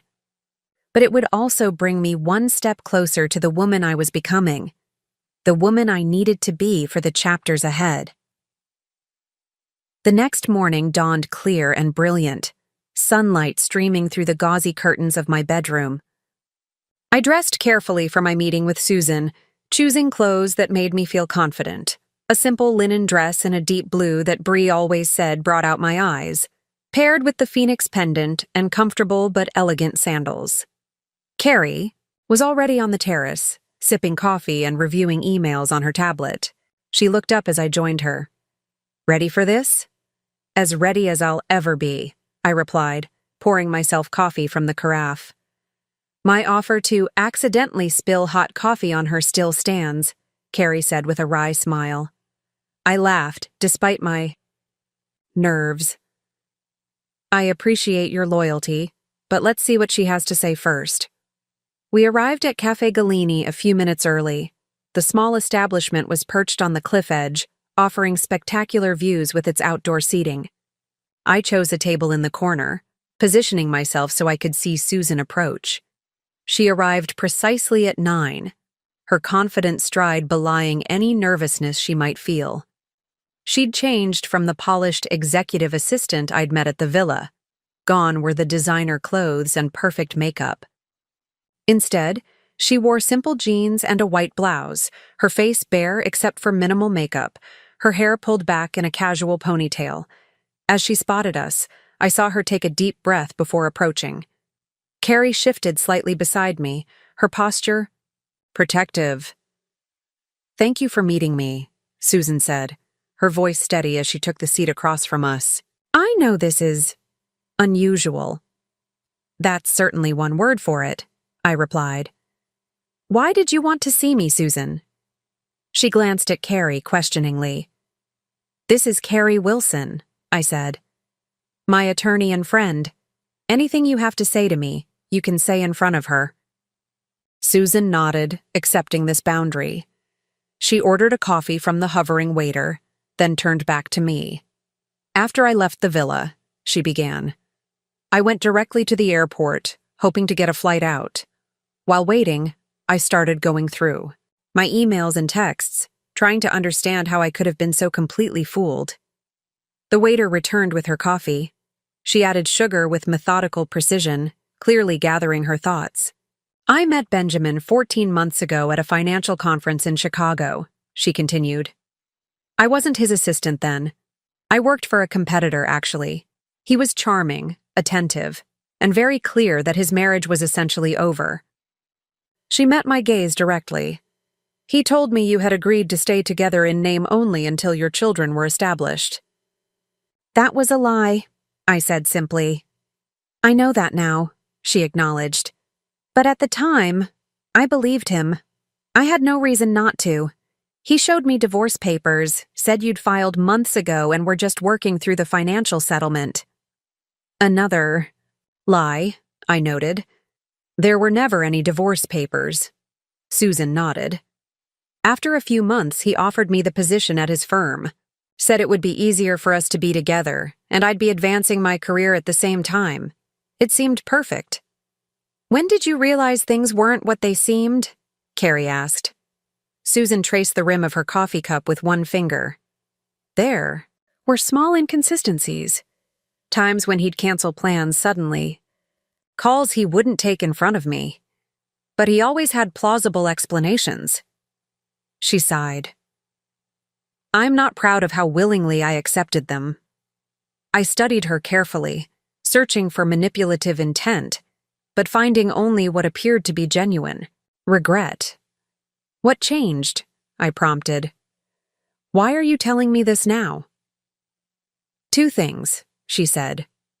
"First, what I learned at the villa. That there was no divorce in process. That you had no idea about us.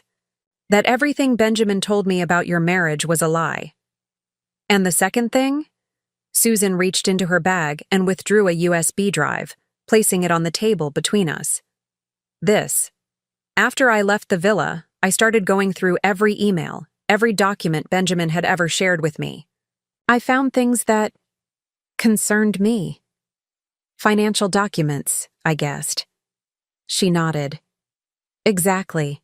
I'm not a forensic accountant, but I worked in finance long enough to recognize irregular transactions. There are emails here discussing movements of funds that seemed questionable. Benjamin was careful, but not careful enough. Why give this to me?" I asked. Why not go directly to the authorities? Because I don't know if I'm implicated, she admitted, her voice dropping. Some of these transactions involved accounts I had access to as his assistant. I never authorized anything improper, but my name is on documents. My signature. Carrie leaned forward.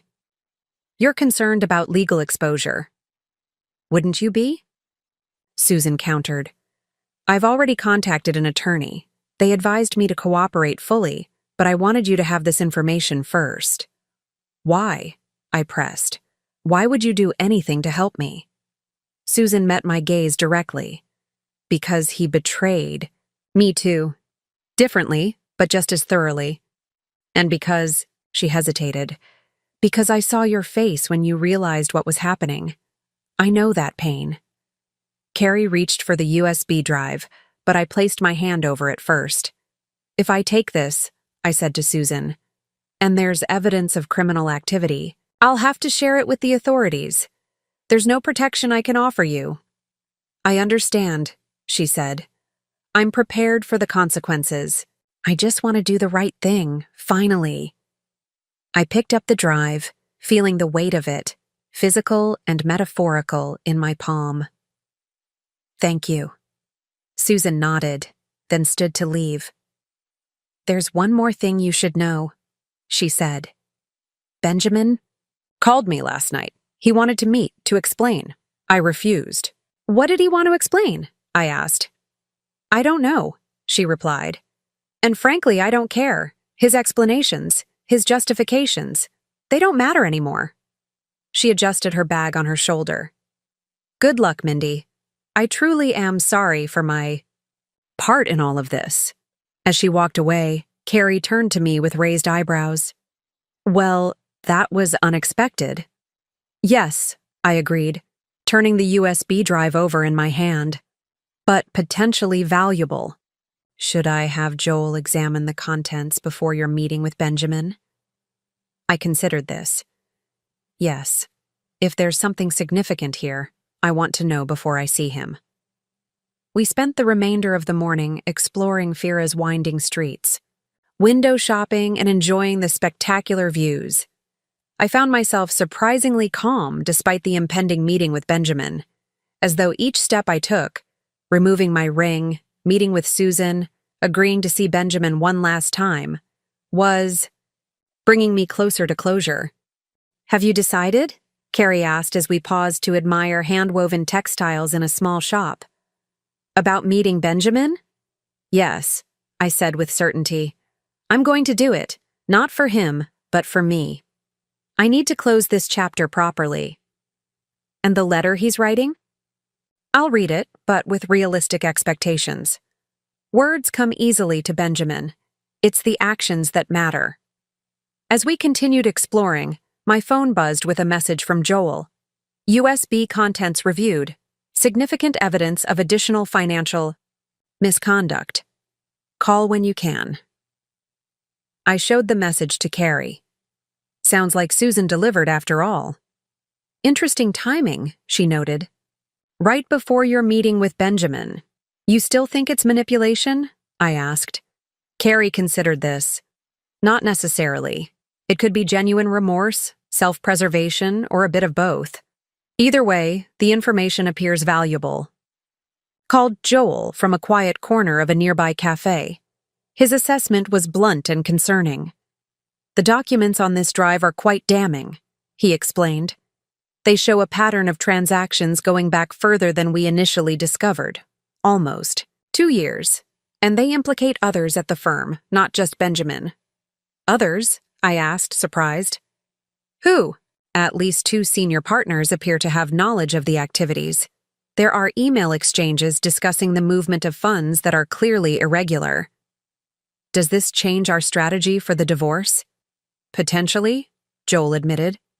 It strengthens our position, certainly, but it also complicates things.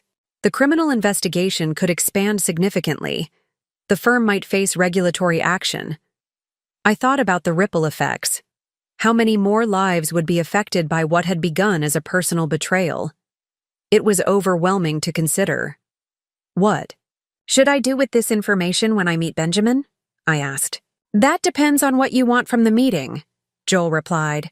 If your goal is closure on personal terms, bringing up the new evidence might derail that conversation. If you're looking to strengthen your legal position, mentioning it could be strategic. After ending the call, I shared the details with Carrie, who listened with increasing concern. This is bigger than just Benjamin's midlife crisis and affair, she noted. This is systematic fraud involving multiple parties. I know, I said, feeling the weight of the situation anew. It makes my marital problems seem almost insignificant by comparison. Not insignificant, Carrie corrected. Just part of a larger pattern of deception. She paused. How do you want to handle the meeting with Benjamin? I considered the question carefully. What did I really want from this final encounter? Was it about strengthening my legal position? Or was it about emotional closure? I need to think, I said finally. We returned to the villa in early afternoon. While Carrie made some work calls, I changed into my swimsuit and headed to the infinity pool. There was something about floating in water, suspended, weightless, that helped me think more clearly. The revelation from Susan and Joel's assessment of the documents had shifted the landscape yet again. What had begun as a confrontation about infidelity had evolved into something far more complex, with implications beyond our marriage and divorce. As I floated on my back, staring at the endless blue sky, I thought about the woman I had been when I first discovered Benjamin's messages, hurt, betrayed, but also determined to uncover the truth. I had approached the situation methodically, gathering evidence, building a case, seeking justice. That approach had served me well. It had empowered me during a time when I might otherwise have been paralyzed by pain. It had given me a framework for processing Benjamin's betrayal beyond the emotional devastation. But now, as I prepared to meet him one last time, I wondered if a different approach might be needed, not abandoning the evidence or the legal strategy, but focusing on what I needed emotionally to move forward. Benjamin's letter, his acknowledgement of what he had done and his acceptance of responsibility, that was what I had requested. Not for legal purposes, but for my own healing. It was a step toward closure that no amount of financial settlement could provide. Did the additional evidence change that need? Perhaps it made it even more essential. Benjamin had not just betrayed our marriage. He had participated in a larger pattern of deception that had hurt many others. His acknowledgement needed to encompass the full scope of his actions. I climbed. Out of the pool, my mind clearer now. The key was to separate the personal from the legal. Joel and his team would handle the financial implications, the criminal investigation, the divorce proceedings. My focus for the meeting with Benjamin would be on what I needed to say and hear to close this chapter of my life. As I wrapped myself in a towel, my phone buzzed with a text from Benjamin. Confirmed for dinner tomorrow at Aegean Terrace, 7 p.m. I'll have the letter. Thank you for agreeing to meet. I stared at the message, feeling a strange sense of detachment. The man who had been the center of my world for 20 years was now just another appointment on my calendar, one more item to check off before leaving Santorini. When Carrie returned from her calls, I shared my decision with her. I'm going to meet with Benjamin as planned, I said. I won't mention the USB drive or the new evidence unless he brings it up. This meeting is about closure for me, not legal strategy. Carrie nodded, accepting my decision. I think that's wise. Joel will handle the legal implications regardless. Exactly. This is my chance to say what I need to say, to hear what I need to hear, and then move forward. Do you want me to come with you? She offered. I considered this. No, I think I need to do this alone, but maybe you could be nearby? Just in case. Of course, she agreed. I'll find a place close to the restaurant. Text me if you need anything. That evening, we booked a sunset boat cruise around the caldera, another activity I had originally planned for Benjamin and me. As our small vessel glided through the tranquil waters, I found myself enjoying the experience without the shadow of what might have been. The boat's captain, a weathered local man named Dmitri, shared stories about the volcanic formation of Santorini, pointing out geological features visible in the steep cliffs. Many people think it's sad, the destruction, he explained in accented English. But from this great eruption came great beauty. This is life, no? From endings come new beginnings. The simple philosophy resonated deeply. I thought of the phoenix pendant against my skin, symbolizing rebirth from ashes. Perhaps Dmitri was right. Perhaps every ending contained the seeds of something new, if we were brave enough to nurture them. As the sun began its descent toward the horizon, painting the sky and sea in spectacular shades of orange and pink, I felt a sense of peace wash over me. Whatever tomorrow's meeting with Benjamin might bring, I was ready for it. Not because I had all the answers or because the pain had disappeared, but because I had reclaimed something essential, my belief in my own strength, my own worthiness, my own future. The boat turned back toward the shore, the white buildings of Santorini glowing golden in the fading light. We had come full circle, returning to where we began, but with everything changed. The perfect metaphor for my journey through betrayal and toward whatever lay ahead. That night, standing on the terrace under a canopy of stars, I unclasped my wedding ring for the first time in 20 years. The platinum band felt heavier than I remembered as I held it in my palm, considering what to do with this symbol of promises broken. For a moment, I thought about throwing it into the sea below, a dramatic gesture of finality. Instead, I simply placed it in the small jewelry box I'd brought on the trip. Perhaps someday I would repurpose the metal into something new, something that represented who I was becoming rather than who I had been. The woman who had arrived in Santorini a week ago, anxious, betrayed, seeking confirmation of her worst fears, was already fading. In her place stood someone stronger, clearer about her worth, and unexpectedly hopeful about the future. Tomorrow I would face Benjamin one last time, but tonight, under the vast Greek sky, I was already free. The restaurant Benjamin had chosen for our final meeting was perched on the cliff edge in Oya, offering panoramic views of the caldera. It was exactly the kind of place we would have celebrated our anniversary, elegant without being pretentious, romantic without being cliché. The irony wasn't lost on me as I followed the host to the secluded table where Benjamin was waiting. He stood when he saw me approach, a gesture of respect that seemed almost comical given everything that had transpired. He looked different, diminished somehow. The confident, commanding presence he had always projected was muted, replaced by a man who appeared to have aged years in the span of a week. "Thank you for coming," he said as I took my seat across from him. I nodded, taking in his appearance, more carefully. His usually immaculate clothes seemed rumpled, his face drawn with new lines of stress. I felt a flicker of something, not quite pity, but a recognition of his humanity beneath the betrayal. "Joel said you've agreed to all the terms," I began, preferring to focus on the practical matters at hand. "Yes," Benjamin confirmed. "Everything will be finalized once we return to the States. The division of assets, the house, the financial arrangements, it's all as you requested. And the letter?" He reached into his jacket pocket and withdrew an envelope, placing it on the table between us. "It's all there. Everything you asked for." I made no move to take it. "Did you mean what you wrote?" Benjamin met my gaze directly for the first time. "Every word." A waiter approached with water and menus, momentarily interrupting the tension. After he departed, Benjamin spoke again.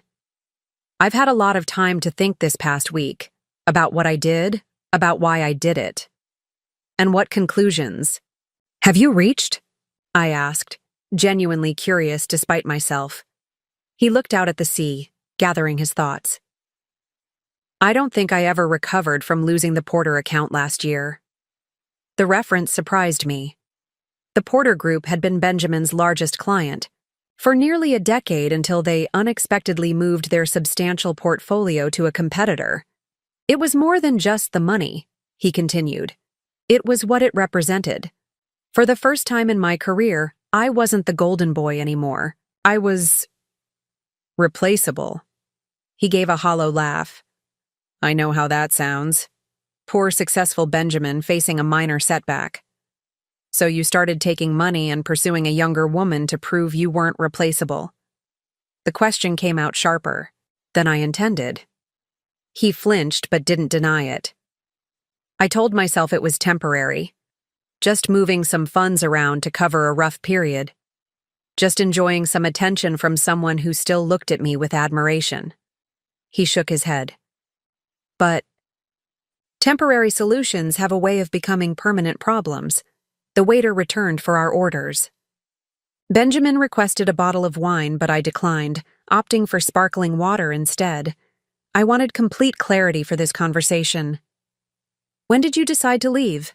I asked after the waiter departed. Was there a specific moment? Benjamin considered the question carefully.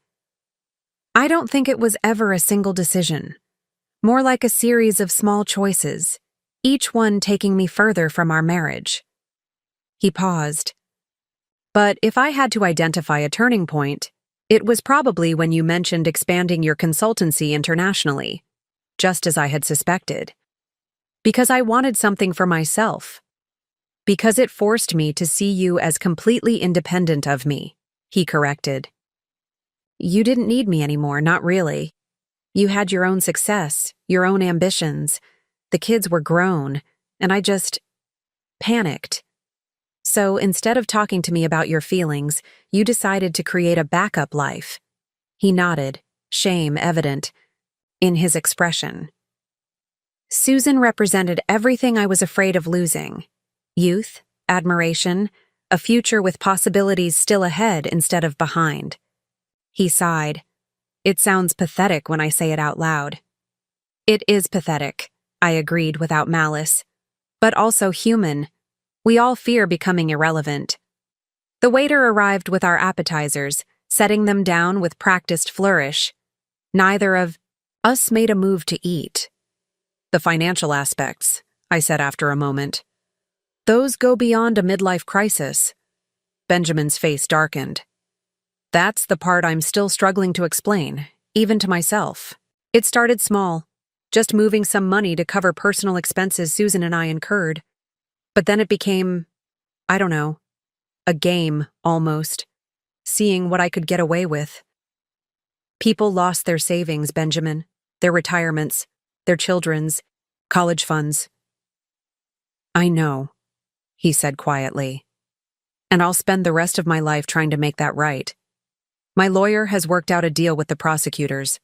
I'll plead guilty to reduced charges in exchange for helping recover as much of the money as possible.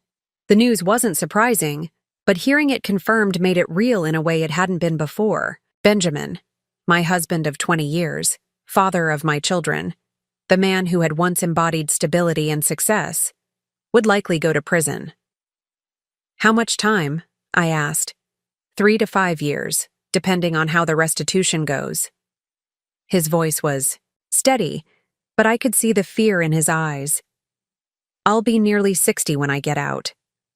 I absorbed this information silently. Part of me had expected to feel triumphant at seeing Benjamin face consequences. Instead, I felt a complex mixture of sadness for what had been lost and relief that justice would be served. What will you tell the children? I asked. The truth, he said without hesitation. All of it. They deserve that much. I've already asked Bree if she'll meet me when she's ready. Johnny still isn't responding to my messages, but I'll keep trying. I nodded, appreciating at least this evidence of responsibility. They'll come around eventually. They love you, despite everything. I don't deserve their forgiveness, he said, his voice breaking slightly. Or yours. Forgiveness isn't about deserving, I replied. It's about choosing to release the pain someone caused you. And I'm not there yet, Benjamin. Maybe someday, but not today. He accepted this with a small nod. Fair enough. We ate in silence for a few minutes, the spectacular view and elegant food a surreal backdrop to our conversation about betrayal and consequences. What about you? Benjamin asked eventually. What happens next for Mindy Harrington? The question gave me pause. What did come next? For so long, my identity had been tied to our marriage, to being Benjamin's wife and Bree and Johnny's mother. Who was I beyond those roles? First, I said, I won't be Mindy Harrington anymore. I'm going back to my maiden name. Benjamin looked surprised but didn't comment. Beyond that, I don't know exactly, I continued. I'm expanding the consultancy, definitely. Maybe I'll take that sabbatical in London after all. Travel. Rediscover parts of myself I set aside during our marriage. You'll be fine, Benjamin said with surprising sincerity. Better than fine. You were always the strongest one. I didn't deny it. Yes, I will be. As the meal drew to a close, I finally reached for the envelope containing Benjamin's letter. I didn't open it, simply tucked it into my purse for later. Thank you for this, I said, gesturing vaguely to encompass our meeting, the letter, the closure it represented. It's the least I could do, he replied. Literally the absolute minimum. The hint of self-deprecating humor, so reminiscent of the Benjamin I had fallen in love with decades ago, caught me off guard. For a brief moment, I glimpsed the man he had been before. Ambition and insecurity had twisted him into someone I no longer recognized. As we prepared to leave, Benjamin hesitated. This is really goodbye, isn't it? As husband and wife, yes, I confirmed. We'll still be connected through our children, through the divorce proceedings, through the practical matters of untangling 2 decades of shared life. But this part of our story is over. He nodded, accepting the finality of it. I really did love you, Mindy. Not well enough, obviously. But I did. I know, I said, and meant it. I loved you too.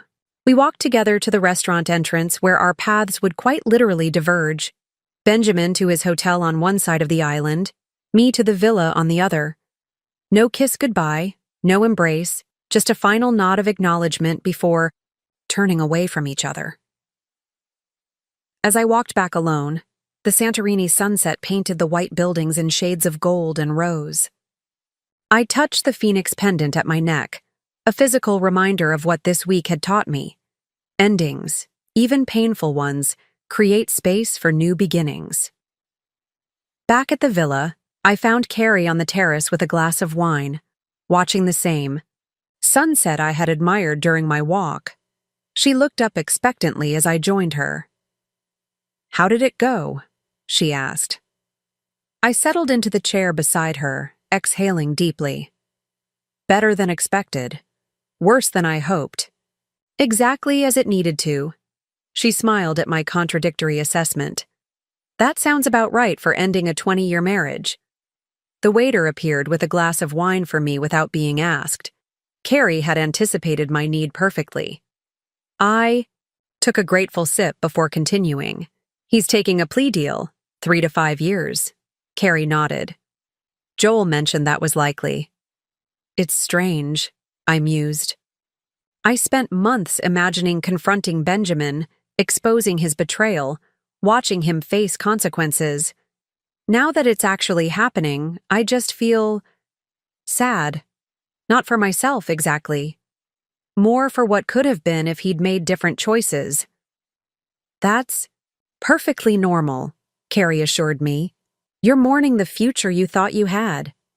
The future I thought we had, I corrected her. The one where we grew old together, doted on grandchildren, traveled during retirement. And now? I touched the phoenix pendant at my neck, considering her question. Now, I'm building a different future. One that's entirely my own. We sat in comfortable silence, watching as the last sliver of sun disappeared below the horizon. The sky transitioned from brilliant orange to deep purple, stars beginning to appear one by one. "He gave me a letter," I said finally, withdrawing the envelope from my purse. "His formal acknowledgement of everything. I haven't read it yet." "Are you going to?" I turned the envelope over in my hands. "Yes, but not tonight. Tonight I want to enjoy this view, this wine, this moment without Benjamin's words in my head." Carrie raised her glass. "To Benjamin-free moments." I clinked my glass against hers. "And to many more of them." The next morning, I woke early and took my coffee to the small private balcony outside my bedroom. The rising sun cast long shadows across the caldera, the sea below still and peaceful. It was my last full day in Santorini. We were scheduled to fly back to the States tomorrow, and I wanted to savor every moment. After finishing my coffee, I finally opened Benjamin's letter. His familiar handwriting filled several pages, the penmanship more uneven than I remembered, as though his hand had trembled while writing. "Dear Mindy, first, I want to say that nothing I write here is meant as an excuse or justification for my actions. There is no excuse for betraying you, our children, and the life we built together. What I did was unforgivable on every level. I violated the trust of our marriage by pursuing a relationship with Susan. I lied repeatedly, not just about the affair, but about countless small things that accumulated into a wall of deception between us. I made unilateral decisions about our future without consulting you. I prioritized my desires and insecurities over our family's well-being. The financial crimes were equally inexcusable. I began by borrowing from accounts I managed, telling myself I would replace the funds before anyone noticed. But like most lies, this one grew until it became unmanageable. I betrayed not just you, but clients who trusted me with their life savings. I've agreed to cooperate fully with authorities to help recover as much money as possible, though I know this doesn't erase the harm I've caused. You asked why this happened. The honest answer is both simple and complex. The simple part is that I was weak. I faced challenges, both personal and professional, and instead of confronting them honorably, I took the coward's path. I sought external validation rather than internal strength. I blamed others for my failures rather than taking responsibility. The geeky, complex part involves acknowledging patterns that developed throughout our marriage. I grew accustomed to a certain image of myself: successful, respected, in control. When that image was threatened, I made desperate choices to preserve it rather than adapting to change. Instead of growing with you, I resented your growth. Instead of supporting your dreams, I saw them as threatening mine. None of this is your fault. You did everything right, as a wife, a mother, a partner. The failure was entirely mine. I don't expect forgiveness, nor do I deserve it. What I hope is that someday you'll find peace despite what I've done. That our children will understand my actions reflect my failures, not theirs. That the pain I've caused will eventually fade, allowing all of you to move forward without the burden of my betrayal weighing you down. You asked for honesty, and I've tried to provide it here. Too late to save what we had, but perhaps early enough to help you close this chapter with clarity. With sincere regret and respect, Benjamin and I folded the letter carefully and returned it to its envelope. The words were everything I had asked for: honest, direct, unqualified in accepting responsibility. Yet I felt surprisingly detached from them, as though they described someone else's marriage, someone else's pain. Perhaps that was progress. The ability to see our story as just that. A story, with a beginning, middle, and now an end. Not the whole of my existence, but merely a chapter, albeit a significant one. As I prepared for my last day in Santorini, I found myself making plans. Not just for the immediate future, but for the life I wanted to create moving forward. I would complete the London expansion of my consultancy. I would visit Brie at university more frequently. I would take that cooking class I'd always been interested in but never found time for. Carrie joined me for breakfast, her luggage already packed and waiting by the door. What's on the agenda for our last day in paradise? I was thinking we could take the boat tour around the volcano, I suggested. It's supposedly one of the must-do experiences here. Perfect, she agreed. A fitting way to end this very unexpected vacation. Hours later, as our tour boat circled the volcanic island at the center of the caldera, I found myself fascinated by our guide's explanation of how Santorini had been formed. The beautiful crescent-shaped island was actually the remaining edge of a massive volcanic eruption thousands of years ago. The destruction created something new, the guide explained in accented English, gesturing to the stunning landscape around us. Without the eruption, there would be no Santorini as we know it today. The metaphor wasn't lost on me. Sometimes it takes a catastrophic event to create something beautiful and unexpected. My marriage had erupted spectacularly, but from that destruction, a new landscape was emerging, one shaped by painful experience but no less stunning for it. That evening, our last in Greece, Carrie and I dined at a small taverna tucked away from the main tourist areas. The owner, an elderly woman with a weathered face and bright eyes, served us herself, insisting we try her homemade baklava for dessert. "Special occasion?" she asked in limited English, noticing our multiple empty wine glasses and lingering meal. "A new beginning," I replied with a smile. She nodded as if she understood perfectly. "Kaylee Archie," she said, raising her own small glass of ouzo. "Good beginning.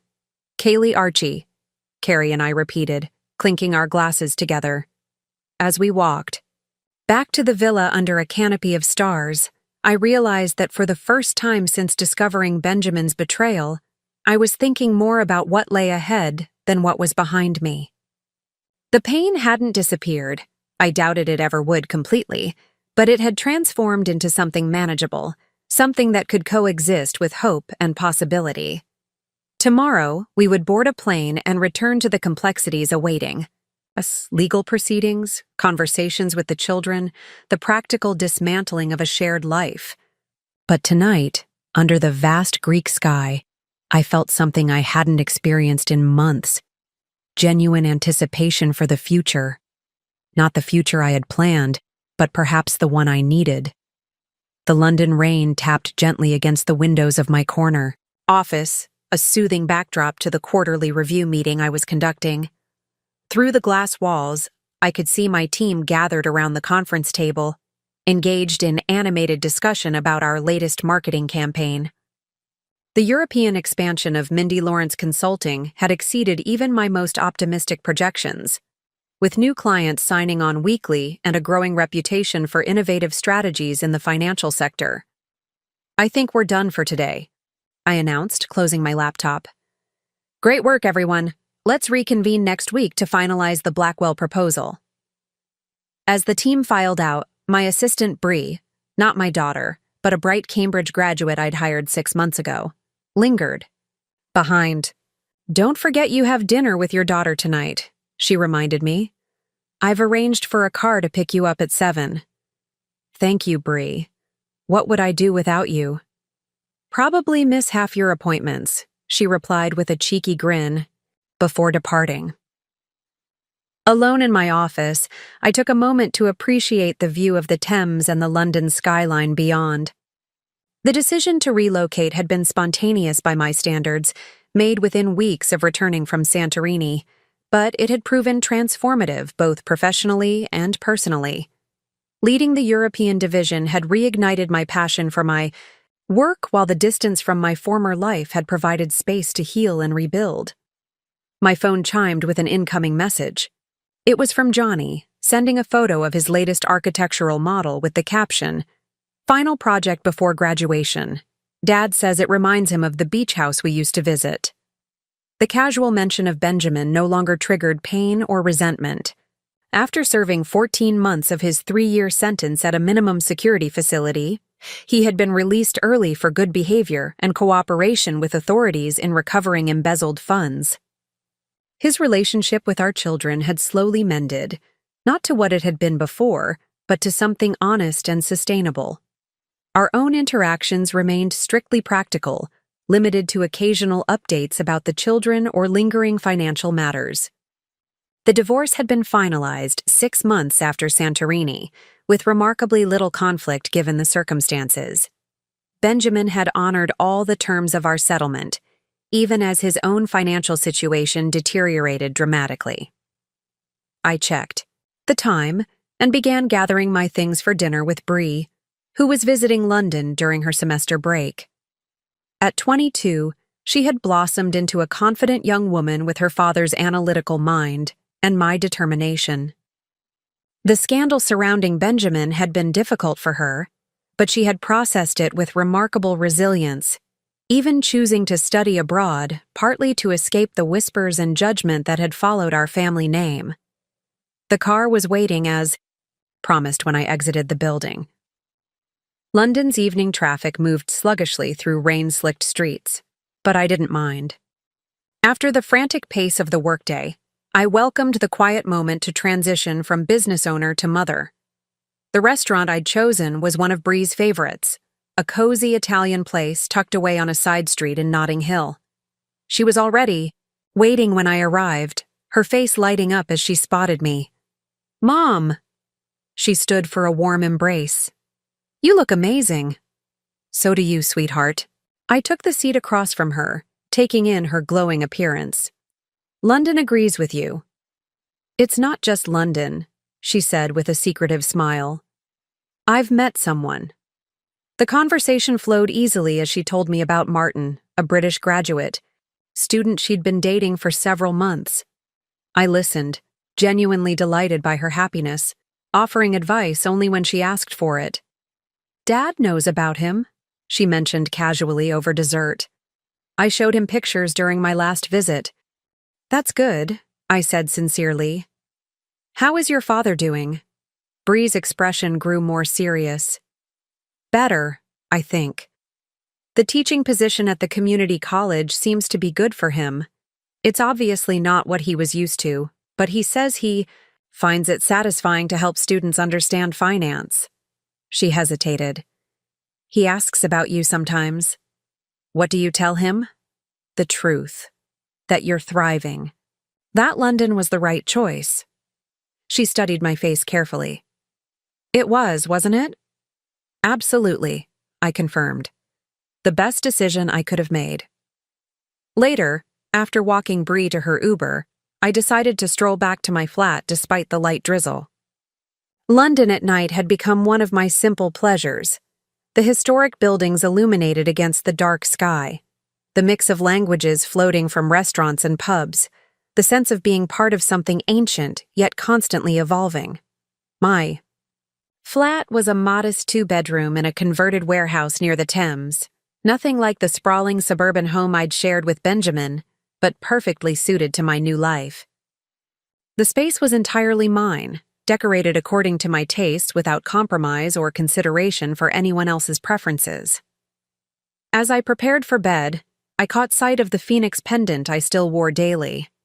Its significance had evolved over the months, less about rising from ashes now, more a reminder of my capacity for transformation and resilience. My phone chimed with a final message for the day, Carrie checking in from New York. Our friendship had deepened further since Santorini, strengthened by weekly video calls and regular visits in both directions.